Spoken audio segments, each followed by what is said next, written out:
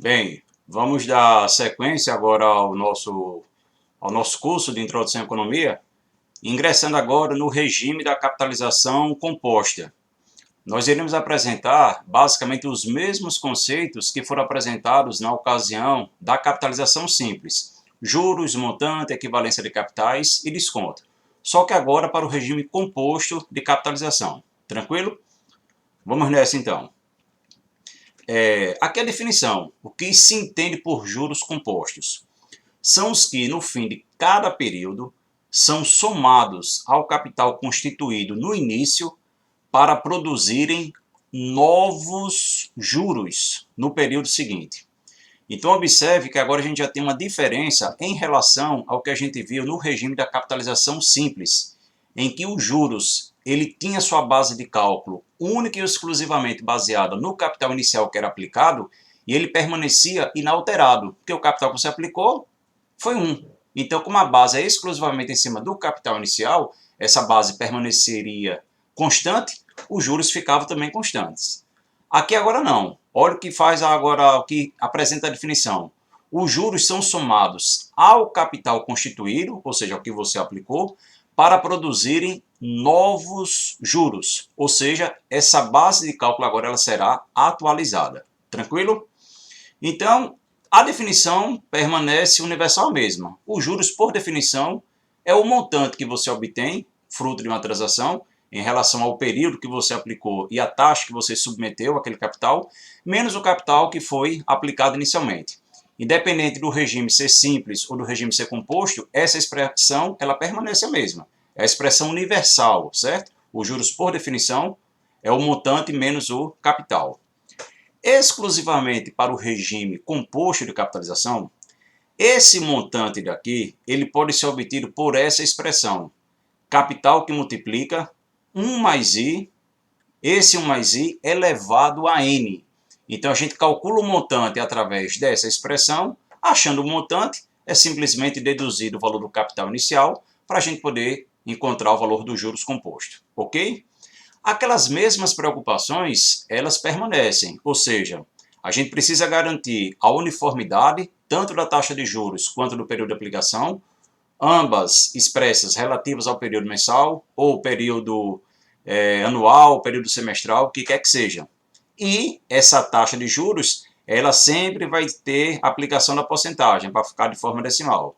Tranquilo? Então permanece aquele mesmo procedimento que a gente observou, né, no regime da capitalização simples. Aqui apenas os parâmetros, né, que a gente já conhece: juro, montante, C, capital, T, a taxa de juros e o N, o período de aplicação. Tranquilo? Os parâmetros permanecem inalterados em relação ao que a gente viu, né, no regime de capitalização simples. O que altera agora é a forma do cálculo desses juros, em função que a base passa a ser atualizada. Ela não permanecerá mais fixa. Tranquilo? Então, primeira aplicação. Um capital de R$ 1.000, ele é aplicado num banco durante 5 meses, a uma taxa composta de juros de 1% ao mês. Qual o valor do juro gerado nessa operação? Observe que, de forma proposital, eu trouxe o mesmo exemplo que a gente trabalhou na ocasião do regime de capitalização simples, certo? É o mesmo exemplo. Só que agora, ao invés de ser uma taxa de juros simples, de 1% ao mês, é uma taxa de juros composta, de 1% ao mês. Mas o período de aplicação é o mesmo, 5 meses, e o capital aplicado é o mesmo de R$ 1.000. Tranquilo? Então, a gente fazendo essa aplicação desse capital de R$ 1.000, transcorrido 30 dias, ou seja, depois de um mês, qual seria a recompensa que o nosso dinheiro teria? Como essa taxa de juros ela vai incidir em cima do capital inicial aplicado, que é a base de fato existente, esse 1% irá incidir sobre R$ 1.000, que vai produzir uns juros de R$ 10. Concordam? Então, a taxa de juros de 1% incide sobre esse capital de R$ 1.000, gerando um juro de R$ 10.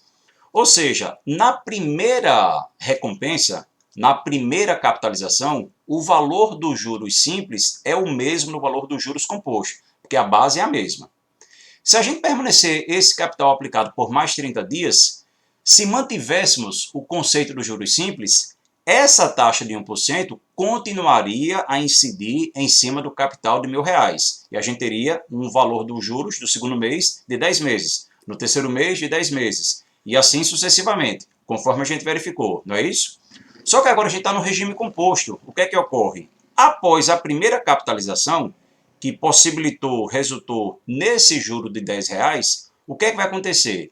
A nossa base de cálculo, que inicialmente era decorrente do capital inicial aplicado de R$ 1.000, ela passa a ser atualizada. Então, minha base de cálculo para uma segunda capitalização vai ser de R$ 1.000, que foi o capital inicial, acrescido desse juros de R$ 10.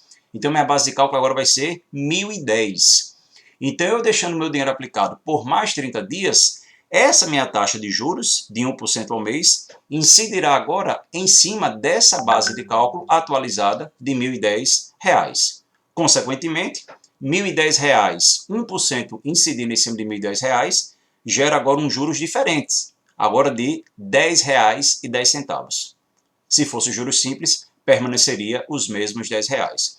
Então, esse é o procedimento, pessoal, para a gente calcular o valor dos juros compostos, verificando a atualização da base de cálculo e incidindo a taxa de juros em cima dessa base devidamente atualizada. Tranquilo? Aqui só para a gente verificar uma tabelinha, para poder ilustrar o que a gente acabou de fazer nos primeiros 2 meses. Primeiro mês, base de cálculo era o capital inicial, a taxa de juros de 1% incidiu em cima de R$ 1.000 e gerou uns juros de R$ 10. Ou seja, a base passou a ser 1.010. A segunda capitalização, a taxa de 10%, incidiu agora em cima dessa nova base atualizada de 1.010, gerando juros de R$ 10,10. Ou seja, após 2 capitalizações, qual era o dinheiro que você tinha disponível no banco? R$ 1.020,10. Se houver uma terceira capitalização, essa terceira capitalização já será baseada nessa nova base de cálculo de 1.020,10. E assim sucessivamente, certo? Então, ao longo dos 5 meses, o valor total dos juros, a gente teria um montante ao término dessa operação de R$ 1.051,01. Ou seja, apliquei 1.000 e o montante geral foi de R$ 1.051,01. Ou seja, a gente teria um juros de R$ 51,01. Se a gente quiser fazer o que, diga-se de passagem, é recomendável que se faça, já utilizar aquela expressão que a gente verificou, como é que seria? Montante para o regime composto é quem? É o capital que multiplica 1 mais i elevado a n. Capital aplicado, R$ 1.000. A taxa de 1%, 1 mais i. 1% é 0,01. 1 mais 0,1 fica 1,01. E o 5 foi o período total de aplicação de 5 meses. Fazendo a continha, 1,01 elevado a 5, o resultado multiplicado por R$ 1.000, chega no valor de R$ 1.051,01, que é exatamente nesse valor que a gente deduziu se fôssemos fazendo período a período de capitalização, certo? Essa tabela é só para a gente poder ilustrar, mas a gente já pode e deve recorrer, de fato, à expressão que nos permite calcular de forma imediata o valor do montante. Achando o valor do montante, se quiséssemos o valor do juro dessa operação, era simplesmente pegar esse valor e deduzir o valor de R$ 1.000, que foi o valor que foi aplicado inicialmente. Tranquilo? Dando sequência, apresentar o conceito de taxa de juros nominal e o conceito de taxa de juros efetiva. O que é uma taxa de juros nominal? O que é uma taxa de juros efetiva? Vamos às definições. Taxa efetiva é uma taxa que ela é expressa na unidade da capitalização. Daqui a pouco a gente vai ver o que é isso. E o que é uma taxa nominal? É uma taxa que é expressa em unidade diferente do período de capitalização. Ou seja, num determinado período, aquela taxa irá realizar mais de uma capitalização, certo? Não vai ocorrer uma capitalização única. Vamos aos exemplos para poder deixar mais claro esses conceitos que foram agora apresentados. Exemplos de taxa efetiva. 1% ao mês. O que é que ocorre? Naquele período, o seu dinheiro será capitalizado uma única vez a esse percentual de 1% ao mês. Ou 8% ao ano. Em todo ano, o seu dinheiro só será corrigido uma única vez a esse percentual de 8% ao ano. Veja essa terceira forma de se apresentar uma taxa efetiva. 12% ao ano capitalizado anualmente. É a primeira vez que a gente utiliza esse termo capitalizado, não é isso? A gente só estava utilizando 1% ao mês, 15% ao ano. Aqui 12% ao ano. Se eu coloco 12% ao ano seco, fica implícito que esse meu dinheiro será corrigido uma única vez ao ano. Se eu quiser ratificar isso, 12% ao ano capitalizado anualmente, eu estou deixando claro que é uma taxa efetiva, certo? Mas não é comum para taxas efetivas a gente repetir o período em que aquele dinheiro será capitalizado. A gente simplesmente deixa 1% ao mês. Eu não preciso deixar 1% ao mês capitalizado mensalmente. Ou simplesmente eu deixo 8% ao ano. Eu não vou colocar 8% ao ano capitalizado anualmente. Simplesmente 8% ao ano. Ok? Então, aqui são exemplos, né, de taxas efetivas. Aqui na sequência, exemplo de uma taxa nominal. O que é a taxa nominal mesmo? Resgatei aqui o conceito. É uma taxa que é expressa em unidade diferente do período de capitalização. Ou seja, num determinado período, essa taxa irá corrigir o seu capital mais de uma vez. Então vamos observar essa situação. Imagina essa taxa, 12% ao ano, só que essa taxa anual de 12% ao ano, ela será corrigida, ela será capitalizada a cada mês. Então durante durante um ano, essa taxa será corrigida a cada mês. Então, se eu tenho uma taxa anual que ela é capitalizada mensalmente, qual seria o valor dessa minha taxa mensal, que corresponderia a essa taxa nominal de 12% ao ano capitalizados mensalmente? O que é que a gente vai fazer? Em um ano, eu tenho quantos meses? 12 meses. Se eu tenho uma taxa anual que ela será corrigida a cada mês, então fica implícito que durante aquele ano, aquela taxa irá corrigir o seu dinheiro 12 vezes, porque um ano corresponde a 12 meses. Então, 12% ao ano dividido por 12, para poder transformar uma taxa anual nominal para uma taxa efetiva mensal, eu teria uma taxa de 1% ao mês. Vou repetir o que eu acabei de falar.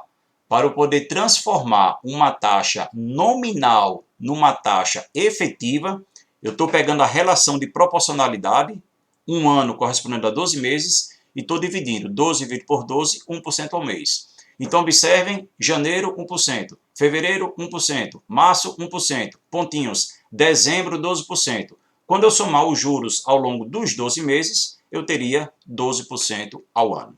Tranquilo? Mais um exemplo, 9% ao semestre capitalizados mensalmente. Observe que eu não tenho aqui uma taxa efetiva, eu também tenho uma taxa nominal. Por que eu tenho uma taxa nominal? Eu tenho uma taxa conhecida de 9% ao semestre, só que nesse período semestral, essa taxa será corrigida a cada mês. Então, o semestre corresponde a quantos meses? Utilizando a mesma lógica, né, do exemplo 1. Um semestre eu tenho 6 meses. Então, 9 dividido por 6 vai dar 1,5% ao mês. Então, 1,5% ao mês é uma taxa efetiva. O seu dinheiro será efetivamente corrigido a cada mês a uma proporcionalidade de 1,5% ao mês, certo? E a taxa nominal era uma taxa de 9% ao semestre, capitalizados mensalmente. Então, pessoal, esse é um importante conceito que a gente precisa deixar muito claro, o conceito da taxa efetiva e o conceito da taxa nominal. Taxa efetiva, naquele período, é corrigida uma única vez. Na taxa nominal, num determinado período, aquela taxa gera, né, proporciona, possibilita mais de uma correção. Então, essa é a situação que a gente precisa verificar e entender, né, para ter condições de realizar os próximos exemplos. Tranquilo?